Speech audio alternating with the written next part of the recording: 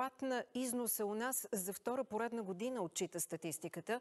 Сред причините са военните конфликти и покачващите се цени. За миналата година българските производители отчитат значително по-малко приходи от продажби на храни, машини и растителни мазнини извън страната.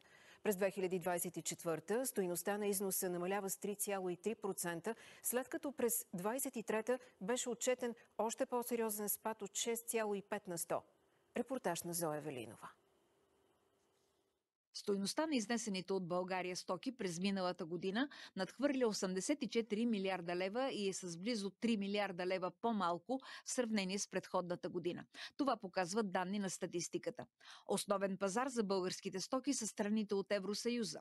Затова застоят на водещи европейски икономики засегна чувствително износа на нашите производители, които са част от веригите на доставки на западни компании. Износът със страните от Евросъюз за миналата година е паднал с 2,2% спрямо 2023. Още по-рязък е спадът на износа за трети страни с над 5%. Причина за намалелите продажби извън страната са и продължаващите близки до нас военни конфликти. Нарушените логистични връзки, които и сега продължават да бъдат несигурни, но след това, даже при уреждане на конфликтите, ще се наложи пренареждане на трасетата за доставки и отново ще има състезание между фирмите, които са конкуренти. Има и вътрешни причини за намаляване на износа. Това е несигурността с цените на електричеството, които на парче се определяха компенсациите, неяснотата в бюджета, дали ще има увеличение на данъците, изоставаме значително с използването на европейските фондове. Най-значителен е спада в износа на храни, машини, пшеници и зърнени култури, електрически апарати и компоненти, растителни мазнини. Особено драстичен е спада при износа на нерафинирано слънчогледово олио и слънчогледов шрот с над 70% за последната година.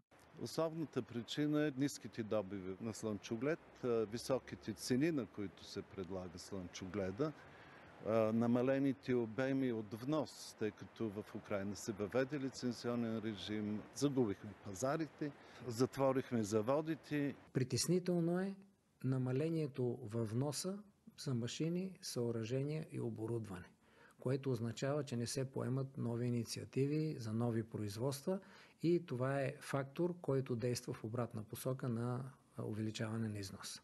Все пак има и групи стоки, макар и малко, чието износ се увеличава през последните години. Сред тях са различни видове метали и най-вече мед. През последните години най-големите ни търговски партньори са Германия, Румъния, Италия, Турция и Гърция.